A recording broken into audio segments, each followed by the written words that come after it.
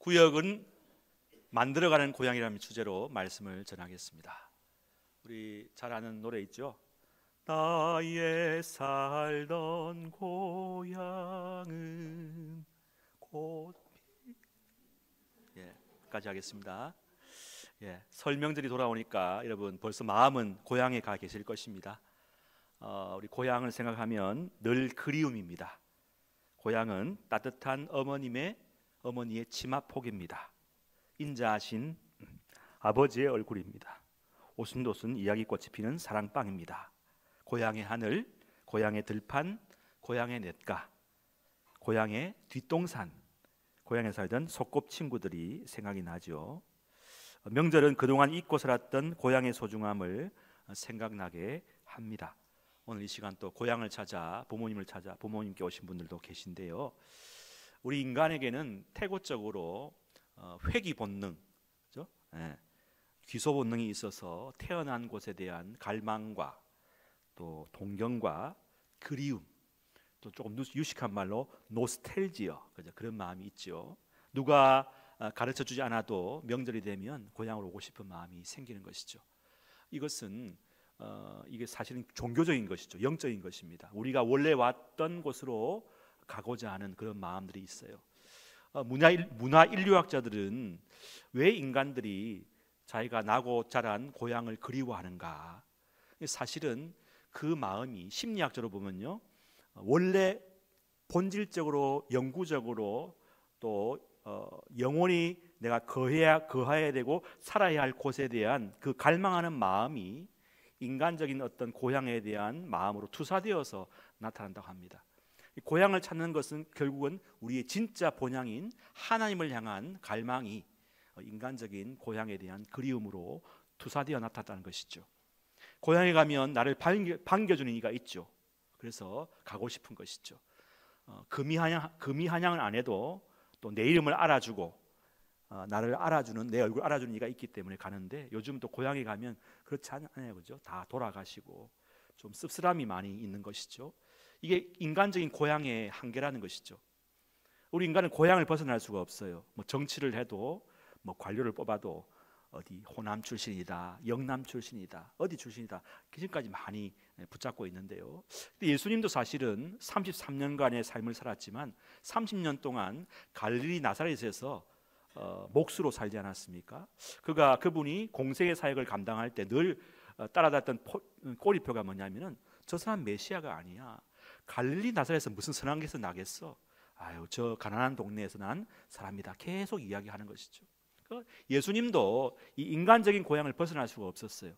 사랑하는 여러분, 우리가 인간적인 고향에서 머물면 안 됩니다. 그 다음에 고향이 있는데 한번 따라 하십시다. 우리가 미래의 고향. 첫 번째 고향은 우리 과거의 고향이라 한다면, 두 번째 고향은 미래의 고향입니다. 히브리서 11장 16절에 보면 그런 말씀 있지 않습니까? 11장 16절 우리 같이 읽어봅시다.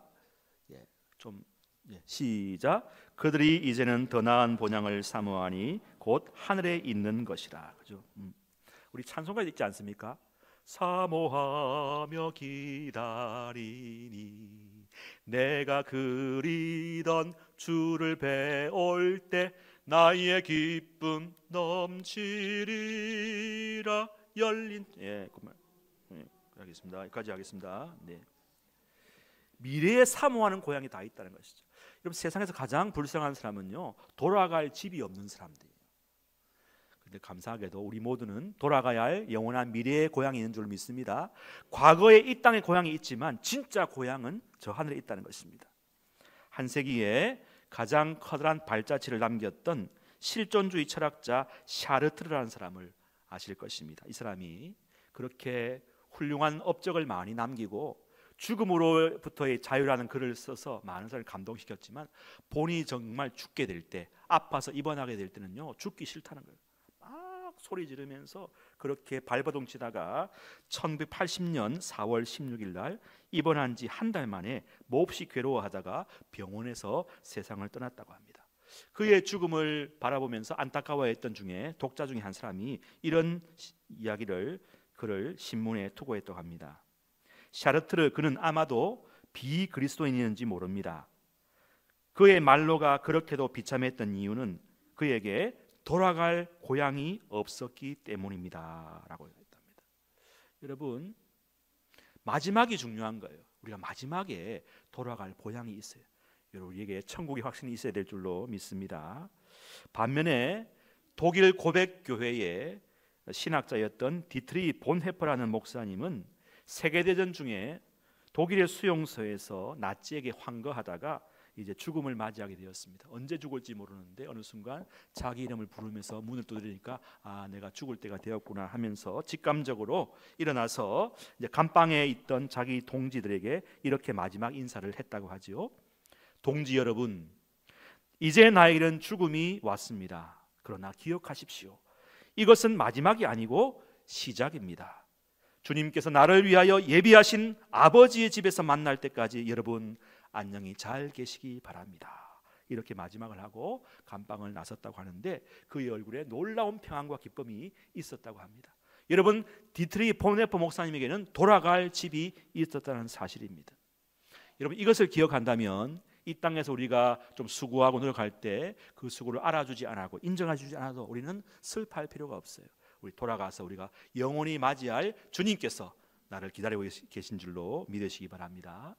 오랫동안 아프리카에서 선교사로 40년 동안 봉직하다가 이제 은퇴하게 되어서 미국 뉴욕 땅에 오게 된, 배 타고 오게 된 선교사 부부가 있었는데 나가니까 환영 인파가 막 하는 거예요. 근데 자세히 보니까 자기들 위한 환영 인파가 아니고 그 당시 때 단발 비행기를 타고 대서양을 횡단한 린드버그라는 이 운전 비행기 조종사를 환영하기 위해서 수많은 인파가 다 모였는데 그 옆에 쓸쓸히 계단을 내려오는 이 미국 선교사 두 부부가 마음속에 좀 섭섭함이 있었대요.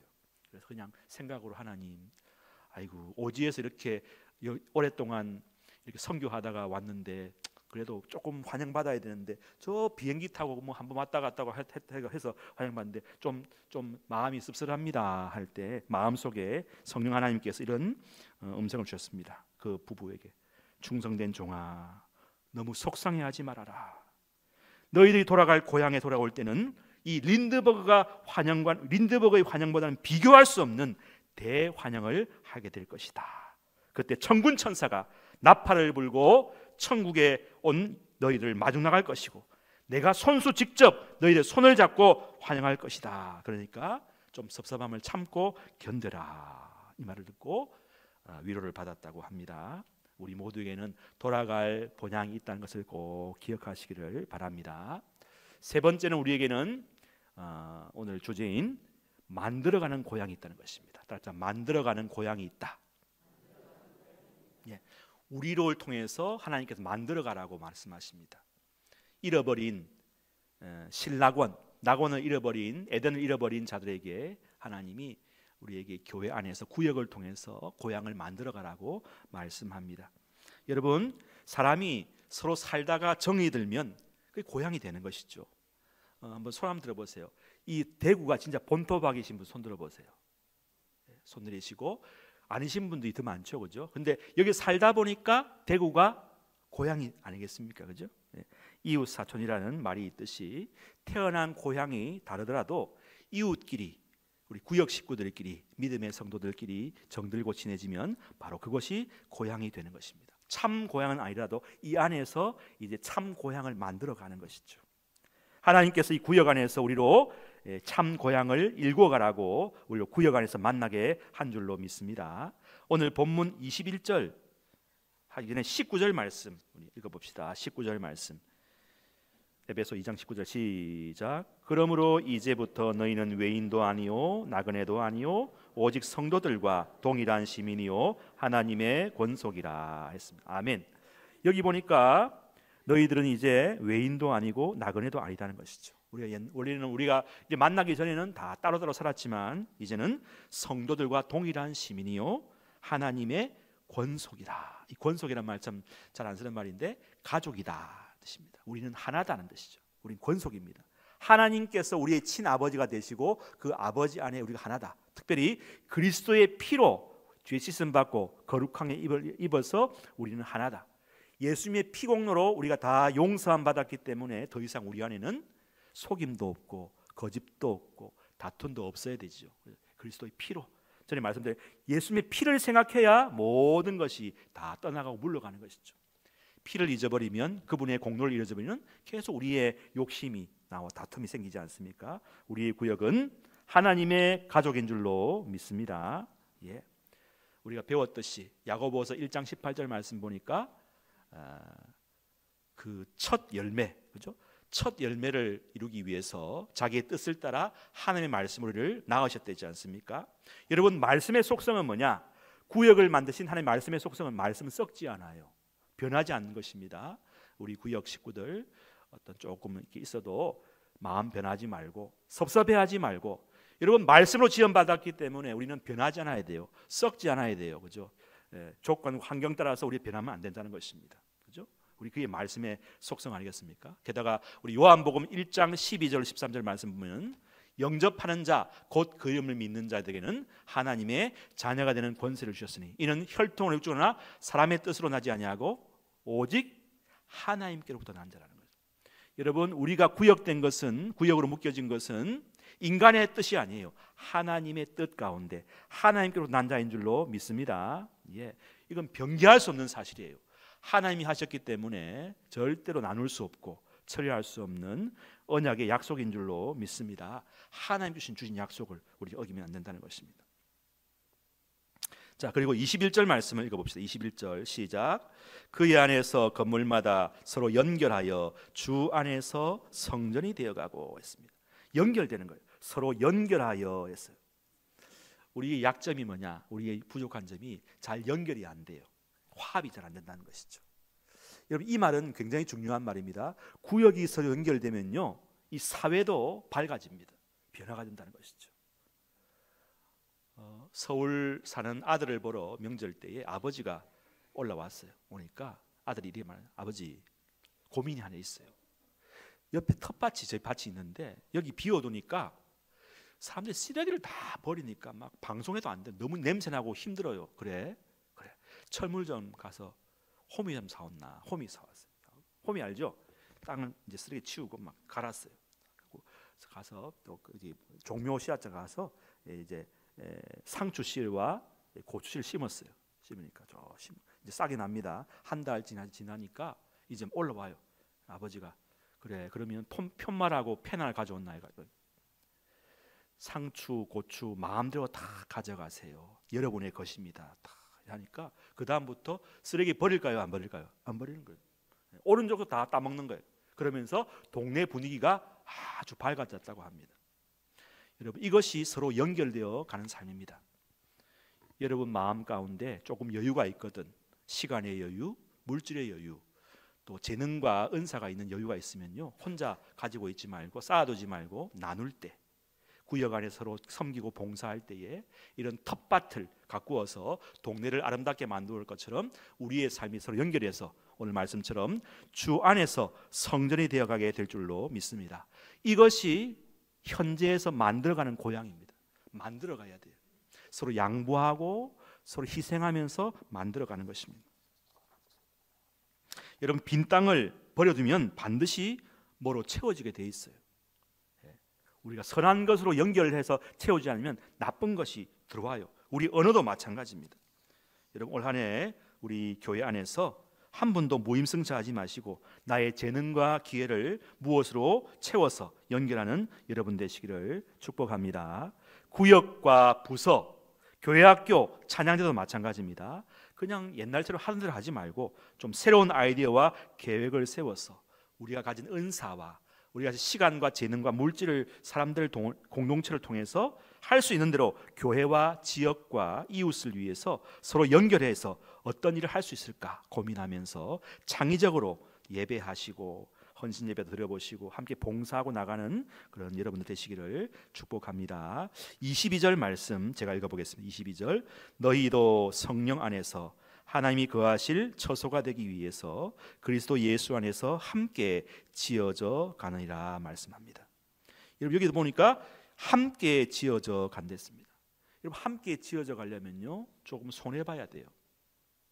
서울의 신월동에서 실제로 있었던 일이라고 합니다. 신월동의 좁은 골목에 이제 어떤 할머니와 우리 손주가 이제 이렇게 리어카를 밀고 가고 있었는데 좀 고민하다 보니까 쭉 가다 보니까 옆에 차가 돼 있는데 외제차 A모 외제차 조금 약간 억대의 그 차를 좀 끌었어요. 어떻게? 그래갖고 막 주저 울고 있는데 그 주위에 있는 분이 와서 그 번호에 전화를 하니까 좀 있어 5분 있다 보니까 40대의 젊은 아주머니가 나오셔갖고 보통 할 텐데 오히려 그분이 미안해하는 거예요. 아우 할머니 미안해요. 제가 주차장에 넣어야 되는데 할머니 마음을 아프게 해서 미안합니다. 이건 걱정하지 마세요. 할머니 다친 데 없으세요? 오히려 그 사람 위로하고 막 안아주었답니다.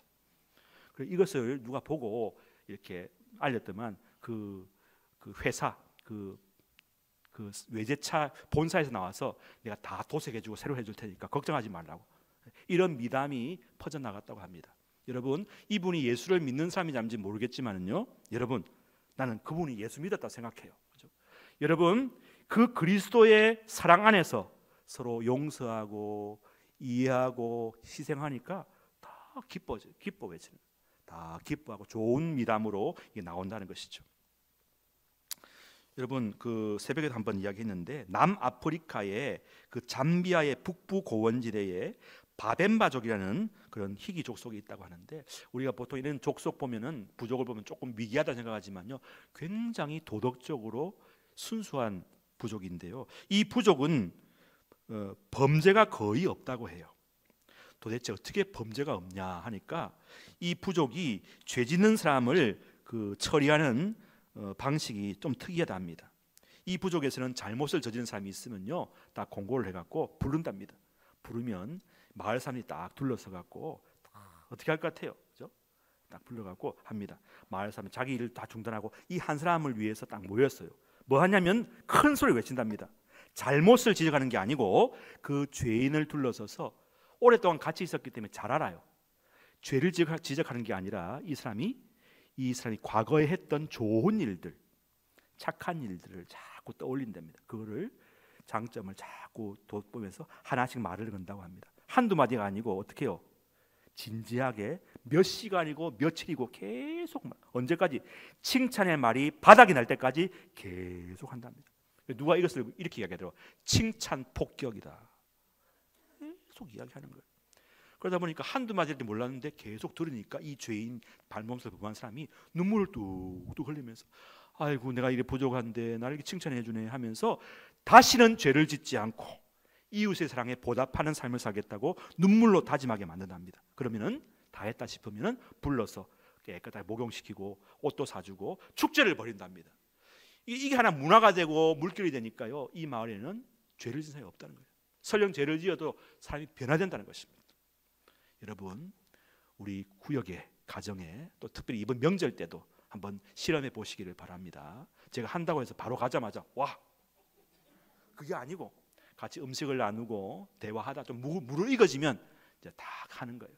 칭찬하는데 옛날에 같으면 한두 마디가 맞을 텐데 또 이야기하고 10년 전에 좋았던 거 이야기하고 20년 전에 내가 그랬었나 하다가 하다가 막 얼어붙는 관계가 회복되고 아까 우리 장로님 기도하신 대로 그 관계가 회복되고 용서하고 치유가 일어나는 복된 명절이 될 줄로 믿습니다.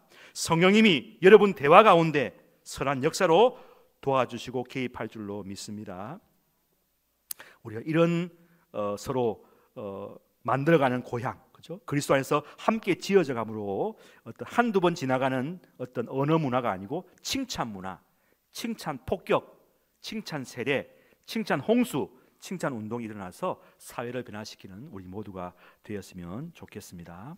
여러분 구역은 만들어가는 고향입니다. 우린 더 이상 이방인도 아니고 나그네도 아닙니다. 구역 안에서 더 이상 외롭지 않습니다. 어색하지 않습니다. 만들어가는 구역 안에서 우리는 이제는 여러분의 마음의 짐을 다 내려놓고 완전히 정착하고 또 마음의 빗장을 풀고 여러분의 마음을 열어서 함께 이야기들을 풀어놓는 만들어가는 고향으로 만들어가시기를 축복합니다. 가정 안에서도 우리가 좀 여러분 진짜 가정은 뭐죠? 허물을 다 덮어주죠, 그죠? 덮어주고 용서해주고 어느 집에 어떤 아버지가 일찍 실직을 하고 이제 장사를 하게 되었는데 늘 그 실직의 트라우마 때문에 나는 실패자야 하면서 막 마음이 위축돼 있어요. 생일을 맞이했는데 그날도 쓸쓸하게 이제 가게 출근하는데 4학년 된 초등학교 4학년 딸이 딱 생일 축하 뭘 쓰면서 아버지한테 뭐 줬어요. 이렇게. 아빠 생신 축하드려요. 좋은 선물은 못 해드리지만 언제든지 이 쿠폰을 사용하시면 정성을 다해 제가 해드릴게요. 힘내세요. 정말 사랑해요 아빠 하면서 딱 칸이 그려져 있어요. 이렇게 쓰여져 있어요. 10분짜리 안마 쿠폰, 구두 닦는 쿠폰, 심부름하는 쿠폰, 노래해드리는 쿠폰, 아빠 사랑해요, 뽀뽀해주는 쿠폰.